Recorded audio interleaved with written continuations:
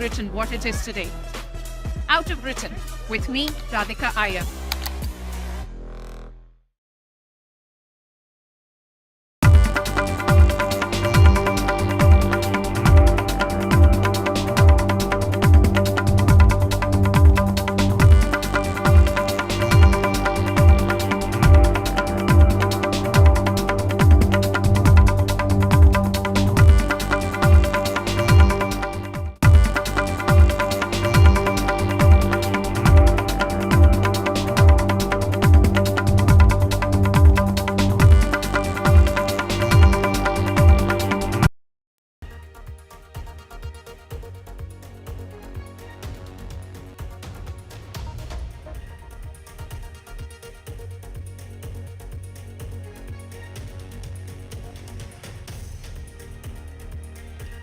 A very good morning. You're watching NDTV World. We have the very latest as regard to Prime Minister Modi's visit in Canada.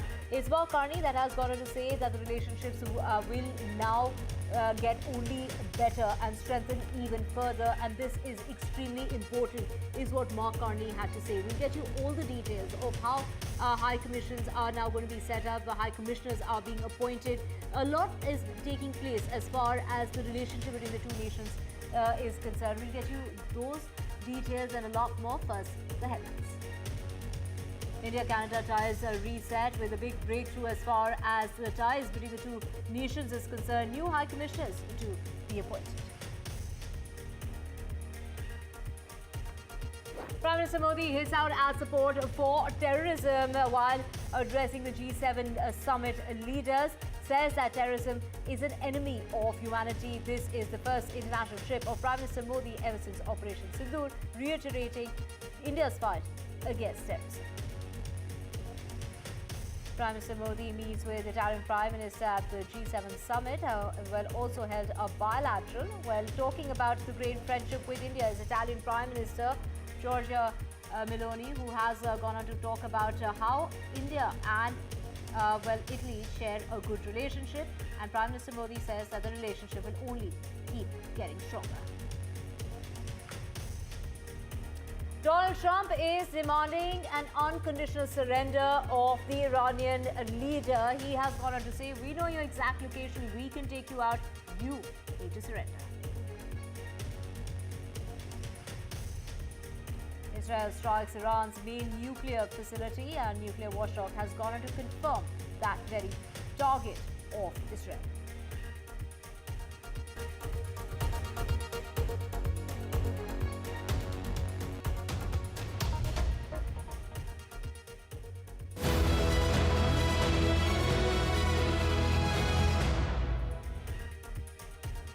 Let's get to your top story. A very good morning. Let's begin with Prime Minister Modi's message to G7 leaders. The Prime Minister hitting out at support for terrorism, talking about how terrorism is an enemy of humanity and no country should support terrorism. Terrorism that is being supported will finally come at a price. That is the message that Prime Minister Modi has put out in the backdrop of Operation Sindoor. Do remember, this is the first visit, the first international visit of Prime Minister Modi ever since Operation Sindoor. So in this visit, of course, Prime Minister Modi there reiterating India's stand against terrorism and speaking to the leaders of the G7 summit, asking for their support against terrorism. Bharat और Canada के संबंध अनेक प्रकार से बहुत ही महत्वपूर्ण है। Canada की अनेक कंपनियों का भारत में निवेश है। भारत के लोगों का भी कनाडा की धरती पर बहुत बड़ा निवेश है। लोकतांत्रिक मूल्यों को समर्पित कनाडा और भारत मिलकर के लोकतंत्र को मजबूत करना होगा, मानवता को मजबूत करना होगा, हमारे रिसोर्सेज का ऑप्टिमम यूटिलाइजेशन कर करके मानव जात के कल्याण के काम में कैसे ला सकते हैं, उस दिशा में हम प्रयास करते रहेंगे। और मुझे विश्वास है कि प्रधानमंत्री जी के चुनाव के बाद मुझे पहली बार मिलने का मौका मिला है, तो इस चुनाव के भव्य विजय के लिए भी मैं उनको बधाई देता हूं और आने वाले कालखंड में उनके साथ भारत और कनाडा मिलकर के अनेक क्षेत्रों में प्रगति करेंगे। We have mutual interests in security, border security, and military security and in commercial prosperity, and we have a variety of paths of those discussions. The Government of Canada is going to agree only to those things that are fundamentally in the interest of Canada. In many cases, there's alignment with the United States, but not all. And the discussions are continuing. They're productive discussions, but they have more to go. And as I say, they'll take all the time that's necessary, but no more. After 2 years of diplomatic friction between India and Canada, both sides have decided now to appoint new high commissioners in each other's country. In a 40-minute-long bilateral meeting that took place between Prime Minister Modi and Prime Minister Mark Carney of Canada in Kananaskis on the sidelines of the G7 summit, this was the big decision that was made by the two sides. Prime Minister Mark Carney saying that this would form a foundation for the reset in the ties between the two countries. Prime Minister Modi also acknowledging the importance of India-Canada relationship. He said that Canadian companies had invested in India, Indians had invested in Canada, and thereby underlining the trade relationship also between the two sides. Both sides underlined democracy and democratic values as a basis of dealing with each other, as well as rules-based order. They spoke about issues like energy security, artificial intelligence and energy, apart from other bilateral issues that both sides believe would help restore a normalcy in their relationship. In Kananaskis, this is Maha Siddiqui for NDTV. Thank you so much, Maha, for getting us all those details. Of course, Prime Minister Modi, they're talking about the relationship between the two countries, and now ambassadors to the countries will also be reappointed. Well, let's also get you in, this is in connection with Prime Minister Modi, they're meeting with his Italian counterpart, hailing the ties as far as the two nations are concerned, talking about how the ties will only keep getting stronger. It's Italian Prime Minister Giorgia Meloni, who's gone on to talk about the great friendship with India, hailing the relationship that she shares with Prime Minister Modi.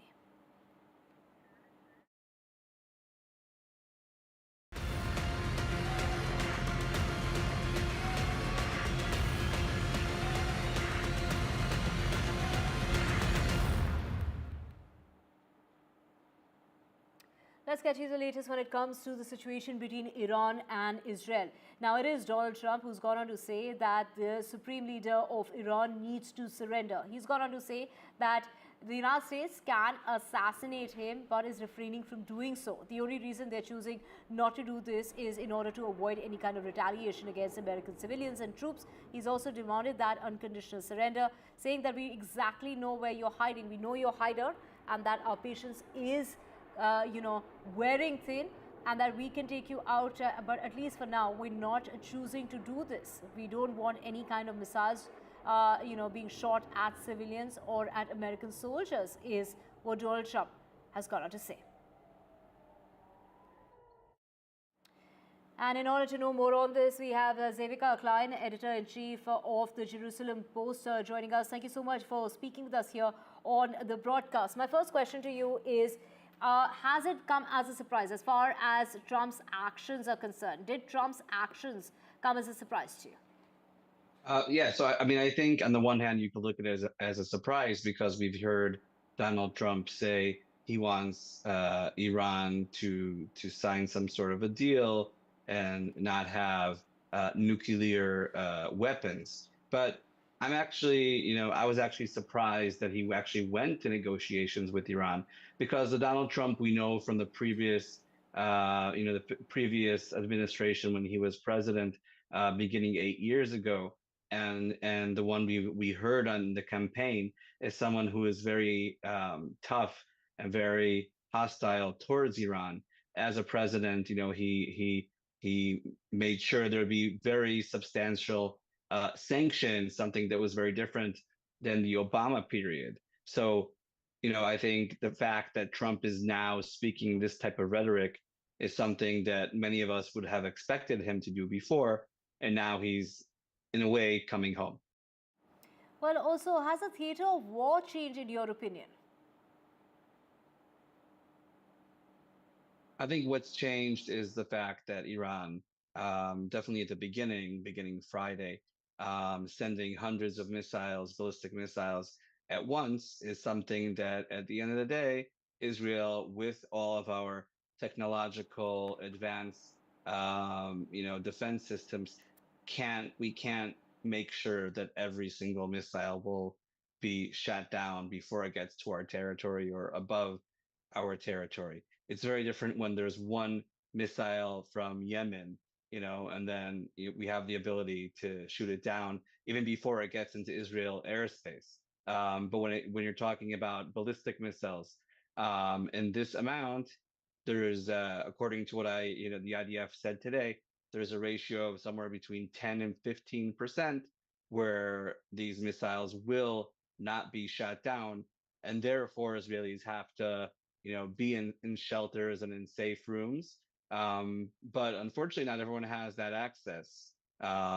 Elderly or people with difficulties to get to these shelters, and most of the people who were killed because they were not in these safe rooms.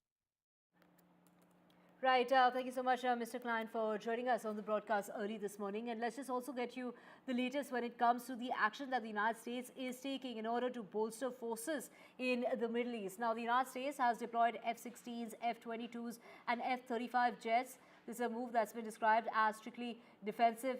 The action that's been taken, the U.S. is extending its deployment of fighter aircraft warships that may join the Eastern Mediterranean operations. Pentagon has gone on to say the goal is to protect forces, and Trump has given the military options amid this escalation. The United States already so far has 40,000 troops in the region, and Iran is claiming the nuclear program is only peaceful. This is something that Iran has gone on to claim from the very start. Let's get you more details in this regard. Well, right now we're in a state of pretty much complete uncertainty as to the direction that the president is going to decide to go.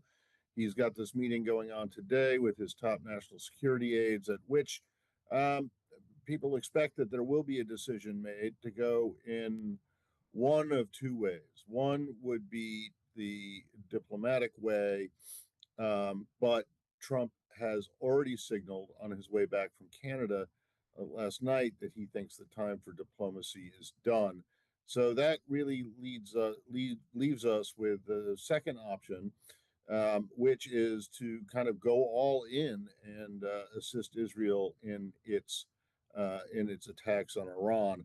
Obviously, the main site that the Israelis want help with is the Fordo nuclear enrichment plant, which is built into a mountain in which the Israelis themselves can't get to because it would require a massive 30,000-pound bomb that only a B-2 bomber that the U.S. has can deliver. And to know more on this, we have U.S. journalist joining us from Chicago, Richard Benkin. Now, thank you so much for speaking with us. It's late for you in the United States. It's early morning for us here.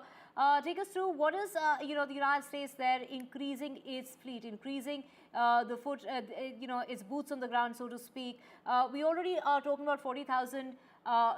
These are 40,000 troops of the United States that are already in the region. But now we are seeing that Donald Trump is asking for that number to go up, and also as far as the deployment of fighter aircrafts is concerned as well.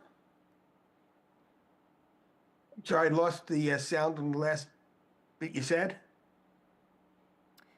Right, sir, if you could hear me, we're talking about, the United States deploying F-16s, F-22s, F-35 jets, and this is a move that's being described as strictly defensive. But what do you make of the United States wanting to increase its boots on the ground? Well, I think we're really not sure what the United States is going to do at this point. President Trump has a strong part of his base that would be totally opposed to any sort of offensive operations by the United States in this. I think the other thing that we should know by now is that the Israelis have pretty much done most of the job themselves, and although they can take out the Fordo nuclear center as it is from the air, I don't think anyone should be surprised if there are Israeli commandos either on the ground already in Iran or ready to go there, and they know where the entrances are. There are other ways to take that out. But I think the other thing that the United States is going to be concerned about is the is the Iranian Navy at Bandar Abbas Island. Iran has threatened to mine the Straits of Hormuz, which would choke off a lot of oil to parts of the West. And they're going to need that Navy. Now, the Navy's pretty much sitting ducks there in that area. And they're talking about the U.S. maybe taking out the Navy before they can mine it. However, I would be real cautious before I would believe immediately that the U.S. is going to get involved in that way. We saw before this operation began, however, there was some misdirection in how U.S. and Israeli leaders were talking about it. Could be going through that now. And what do you make of Donald Trump taking to social media asking for an unconditional surrender of the Iranian leader? Well, I think that was always the end game. I don't think I think not saying it up to this point was merely part of the ruse, because for many years, probably since 1973 Six-Day War, Israel has been prevailed upon by Western powers, including my country, to end their wars before they were finished, and in fact when they actually had their boot on the neck of the enemy. And when they went into Gaza, I think there had been a decision made that that wasn't going to happen again. They were actually going to finish the job, and certainly carrying it through to what they did to Hezbollah, what they did to Hamas, that they had decided they have to do the same thing to the mullahs in Iran, because if in fact they inflict a certain amount of damage but leave that malign group of people in charge of that country, we're going to we're going to see them fight again in a few more years. Right. Thank you so much, Mr. Venkin, for joining us on the broadcast. Thank you for breaking it down for us. Moving on, let's just also get you the impact this is having as far as Asian markets are concerned. The Asia-Pacific markets fell as escalating tensions between Israel and Iran weigh on investor sentiment. Adding fuel to fire is what reports as far as Donald Trump weighing in that military strike on Iran while demanding the country's leader surrender.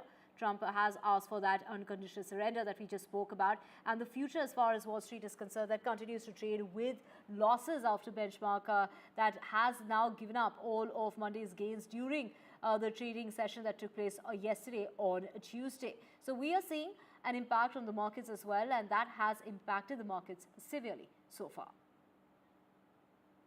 So we have our guest joining us, William Bueteri, joining us. Thank you so much, independent economic advisor.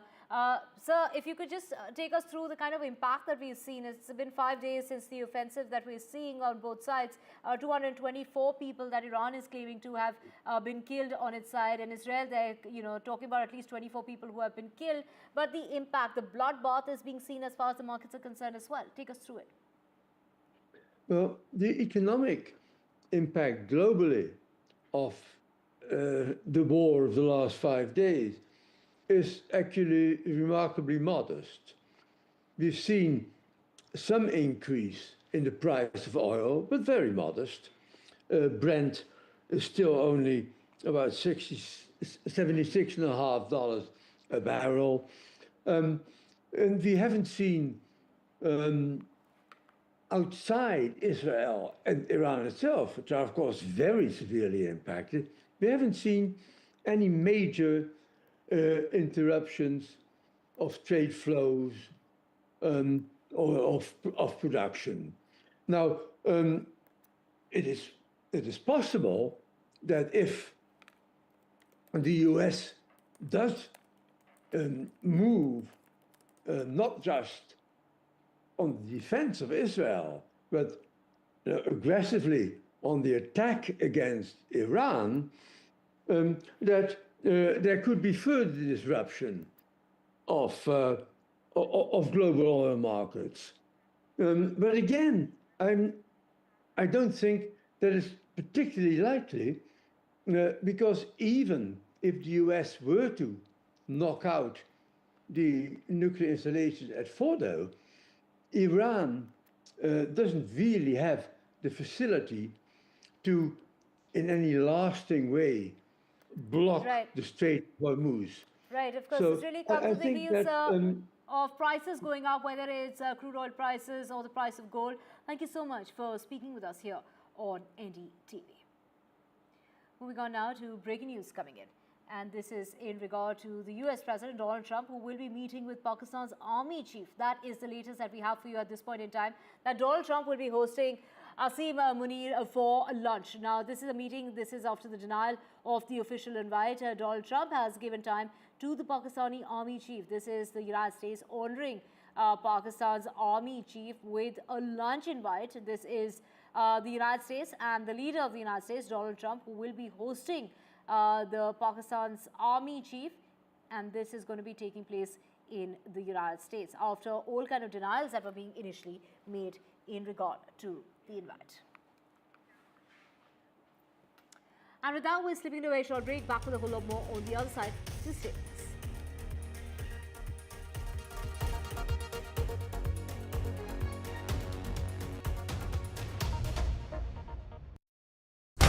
When facts are fragmented, we put the pieces together. Where power collides with truth, we are there. Behind me is that massive security arrangements that are in place. Behind fractured boundaries, we clear the fog of war. Fault Lines with Gauri Dwivedi, only on NDTV World. In today's interconnected world, India's voice is more crucial than ever. When India speaks, the world listens. At NDTV World, we are that voice, bringing you intelligent and insightful news from India and beyond. From geopolitics and diplomacy to economic shifts, migrations, tech disruptions, and the stories of our diaspora. We cover the news that shapes our global future. NDTV World, your new home for global news, is here. From interesting tech startups to industry-leading companies, politics, sports, culture, curry, cricket. Oh, there's so much to talk about. Like me, if you too thrive on interesting conversations, this is a show you cannot miss. Watch this space to know more about all matters and all people that make Britain what it is today. Out of Britain, with me, Radhika Iyer.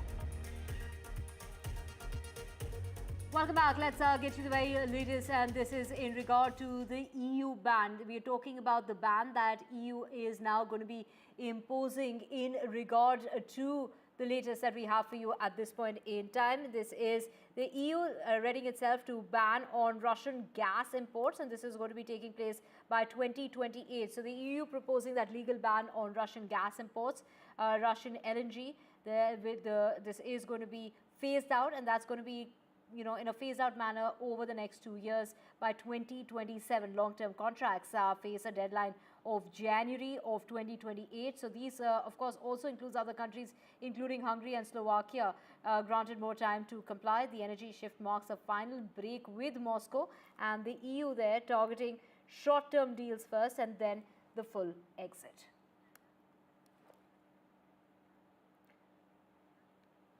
And let's get you the latest, and this is in regard to the protests. These are protests that are taking place by people in Kenya. So we are seeing that people are protesting as far as this latest protest is concerned. Let's get you the latest, and one person has died in the protests that have taken place over the death of a blogger in custody. So the latest as far as the protests are concerned that erupted over the blogger's death, violent clashes erupted in downtown Nairobi, and protesters are blaming the police for the death of the blogger. The government has accused of deploying goons to riot. This is the police as far as their stand is concerned with counter-protesters amid chaos. So motorcycles torch as they have also started to use other means in order to disrupt the crowds there. And let's also get you the very latest, and this is in regard to Donald Trump's organization that has gone ahead and launched T1 phone services. Trump Mobile has been unveiled. We're talking about a phone plan which is costing to the tune of about $47, $47.45 to be precise. The T1 phone promises unlimited data, calls as well as text. Aaron Trump says that the service will be American-made, and the plan coincides with Trump's anniversary in politics. So the $499 Trump phone to be built in the United States, no contract or credit check is required, and Trump is targeting Apple with its Made in America push. The service aims to disrupt the mobile phone industry at the moment. So the data plan, the phone plan is going to come under $50, and the phone could cost up to $500. Now let's also talk about OpenAI that has won $200 million. This is the US military contract that OpenAI will be developing artificial intelligence for war-fighting missions. The Defense Department has awarded that kind of contract. The project includes drone defense as well as cyber security and promising ethical use under its guidelines. So OpenAI is saying that AI will improve the veteran health services, and this is going to be the first major government contract under its new initiative. And let's get you the latest, and we're talking about Alfred Brendel, who has died at the age of 94. This is the world's renowned piano player who died in London. He was celebrated for his various interpretations and poetry. He died peacefully, surrounded by family, known for his humor, his essays, and his musical depth. And with that, it's a wrap on this edition of NDTV World. We will keep getting you the latest on the way, on a very short note there. Thank you so much for watching.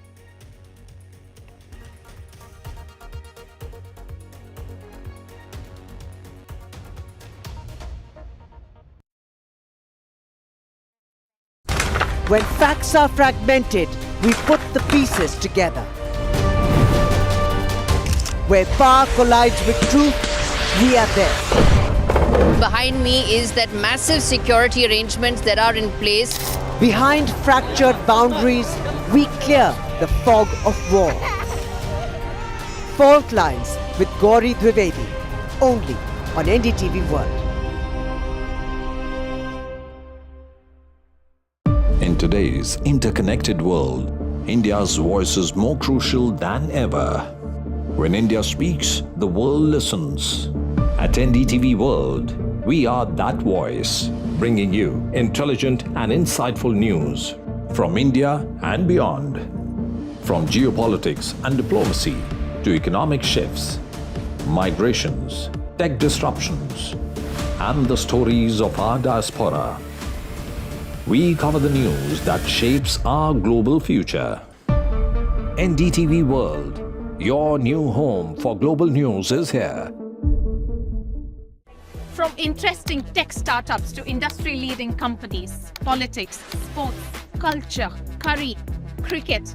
Oh, there's so much to talk about. Like me, if you too thrive on interesting conversations, this is a show you cannot miss. Watch this space to know more about all matters and all people that make Britain what it is today. Out of Britain, with me, Radhika Iyer.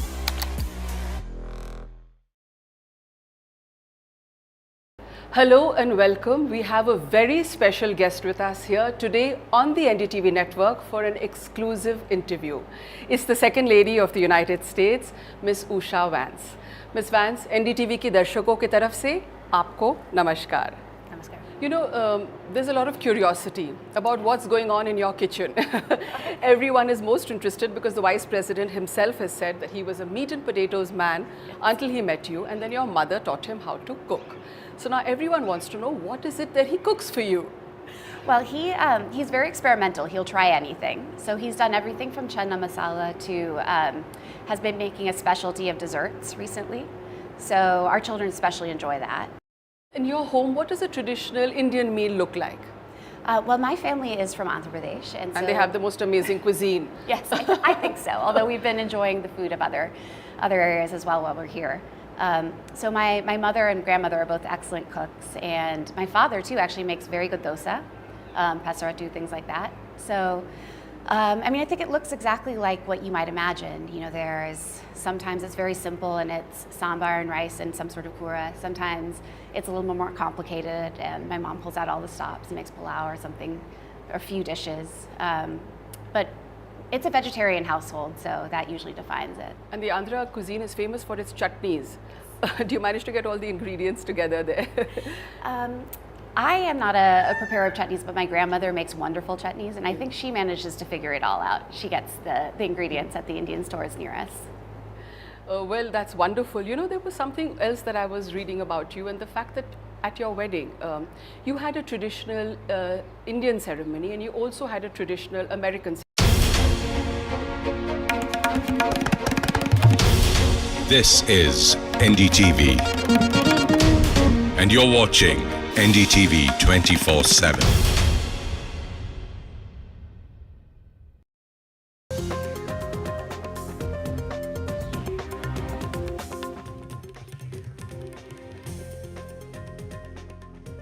Hello and welcome. You're watching Breakfast News. I'm Gargi Rawat. Stay with us for all the news you need to start your day with. Coming up ahead, Karnataka Minister Priyank Kharge confirms NDTV's report. Also, a breakthrough in ties between India and Canada at the G7. Also coming up ahead, Pak Army Chief Asim Munir to have lunch at the White House. All that and more. Let's take a look at the headlines. Karnataka Minister Priyank Kharge confirms NDTV's news break. He's got no central clearance to visit the US to attend two events. Says he will ask for an explanation.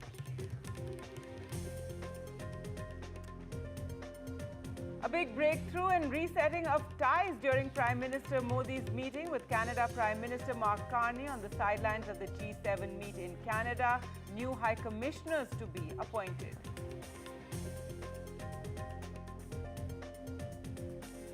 At the G7 outreach session, Prime Minister Modi's big message on terror says terrorism is an enemy of humanity. If any country supports terrorism, it will have to pay the price for it.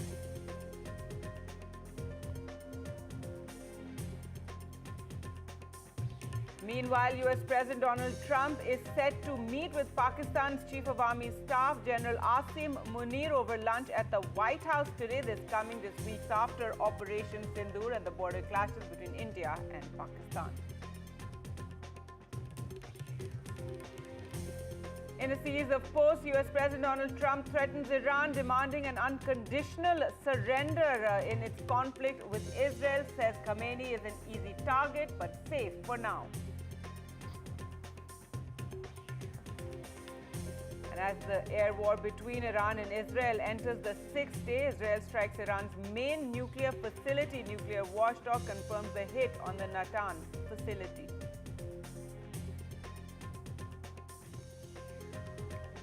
And in the sensational honeymoon murder case, a second murder weapon now recovered by the Meghalaya police from the gorge where the body was found. The wife, Sonam, will be produced in court tomorrow.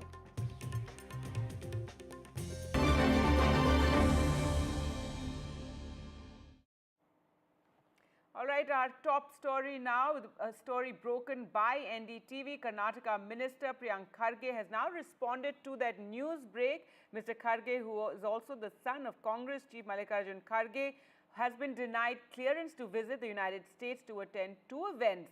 He said that he will not comment on the issue for now and would seek an explanation once he is back in the country.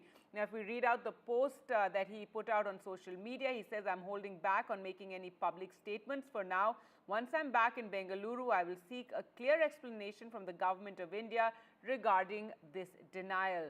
So Priyank Kharge not getting that necessary clearance to visit the United States. Let's go across to Deepak, who broke this story. Deepak, give us the details. He was already in Europe and he was supposed to go on to the US to attend these two events. However, he hasn't got the clearance from the center.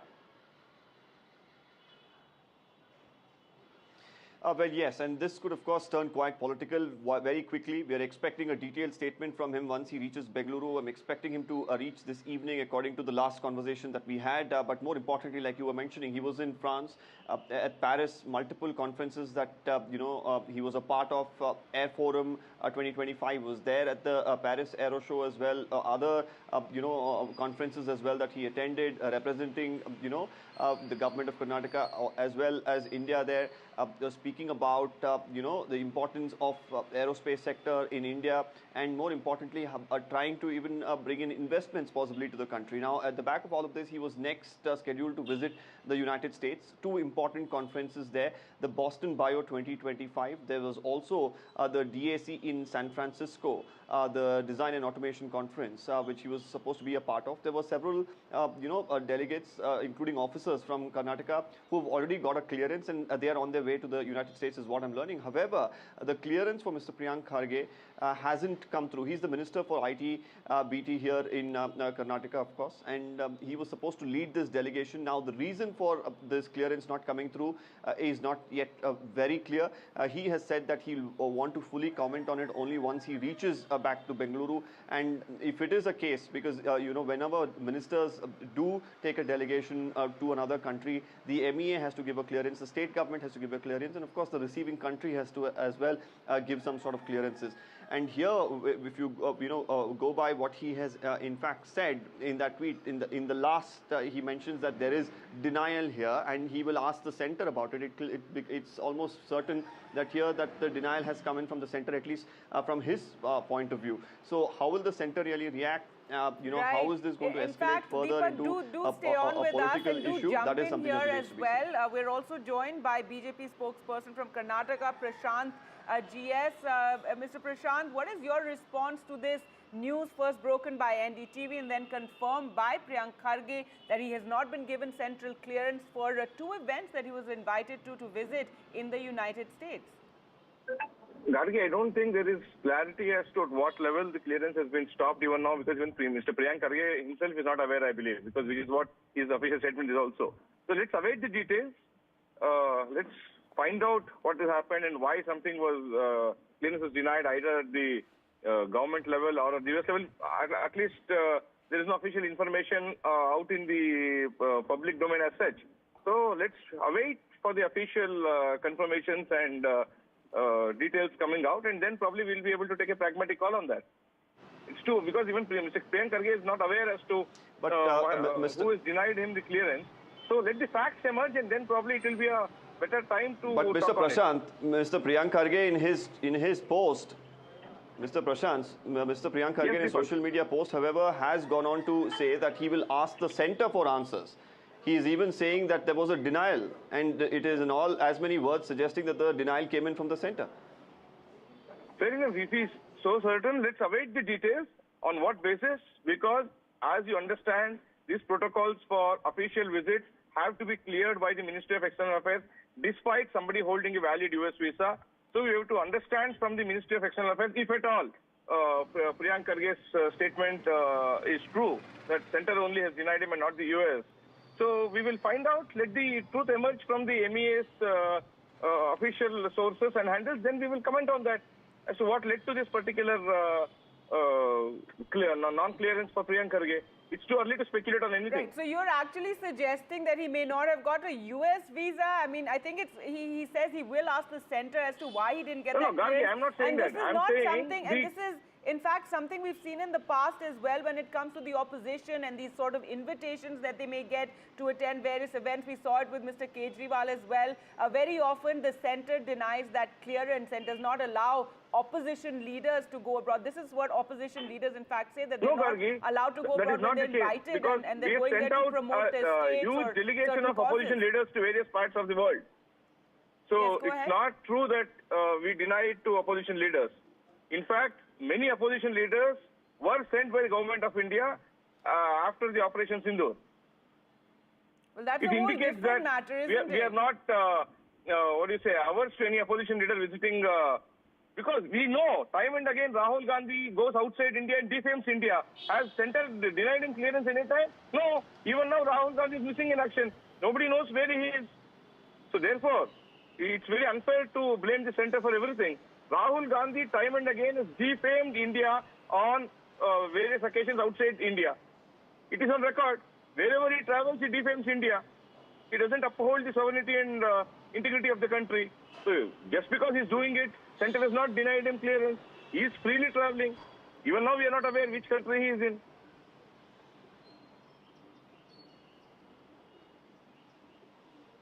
Okay, Prashant, so you're saying that you're going to wait for Mr. Priyank Kharge to come, clarify what exactly has happened. But, if it becomes clear here that the center had a role in the clearance, how is this probably going to fare for, the BJP? Deepak, it's not about center having a role. We have to find out officially as to what is the reason, if at all it has happened. See, I am giving you an example of Rahul Gandhi traveling freely outside India and taking personal liberty to defame India. Has center denied him clearance anytime? No. Which means you have to wait for the official sources to comment on why they took a particular decision, if at all they've taken. And I'm sure that is in the interest of the country and nothing more. If at all they've taken a decision, it is in the interest of the country.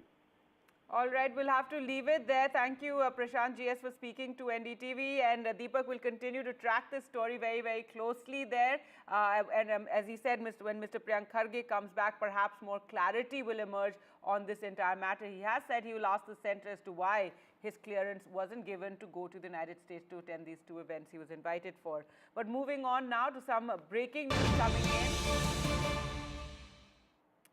And US President Donald Trump is scheduled to meet with Pakistan's Chief of Army Staff, General Asim Munir, or rather Field Marshal Munir, over lunch today. In fact, he has been invited to the White House. An official White House itinerary of President Trump shows his lunch meeting is fixed with the Pakistan Field Marshal, and this comes a few weeks after India and Pakistan had engaged in the intense border clashes, ending in a ceasefire, Operation Sindoor, and then we sent delegations across the world to talk about India's point of view and how Pakistan is from where the terror is emanating, from where the Pahalgam attack took place in which 26 citizens died. Well, let's go across to Ghazali.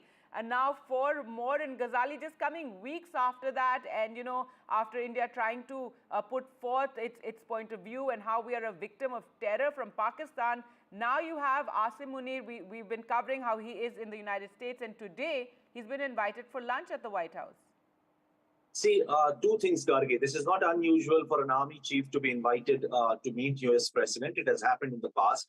But very significant from 2 points of view. Due to the developing situation in the Middle East, Pakistan is certainly an interesting and important partner for the United States when it comes to controlling Iran, Afghanistan, and other such states in our region, in Southeast Asia region. Pakistan perfectly serves US interest in the region, and that is perhaps why he has been invited for a meet with United States President Mr. Donald Trump. But obviously, in the wake of Operation Sindoor, it is very significant to note and observe what could be the elements of communication when a readout is issued from White House. We'll have to see that whether Donald Trump, who has been claiming that he was the one who brokered peace between India and Pakistan by luring them over trade, will he speak anything about how Pakistan is responsible for fomenting terror on Indian soil and how it keeps backing those terrorists who have been sanctioned or facing sanctions from US, from UN and other global forums. So that would be something which will certainly expose the kind of a stand US takes when it comes to terrorism, and when it comes to terrorism sort of backed by their own allies. Pakistan is one of their allies. So we'll have to see whether Donald Trump calls Pakistan out when it comes to terrorism and what kind of strategies and discussions happen related to Middle East as well, as Israel and Iran are already engaged in a 5-day war as of now. So we'll have to see, because Pakistan, on one hand, interestingly, the Pakistan Prime Minister was very concerned because Iran was engaged, is engaged in war with Israel, and he claimed that all Muslim nations should come together. And most of these Muslim nations, which Pakistan claims to be, which Pakistan appealed to come together against Israel, are already US allies. So these issues will certainly be discussed. But from India's point of view, we'll have to see whether US calls out Pakistan over terrorism or not. Because FATF recently called out the Pahalgam attack, saying that how certain nations are backing or must have funded the terrorists who had carried out the Pahalgam attack. So whether Operation Sindoor, whether Pahalgam terror attack, and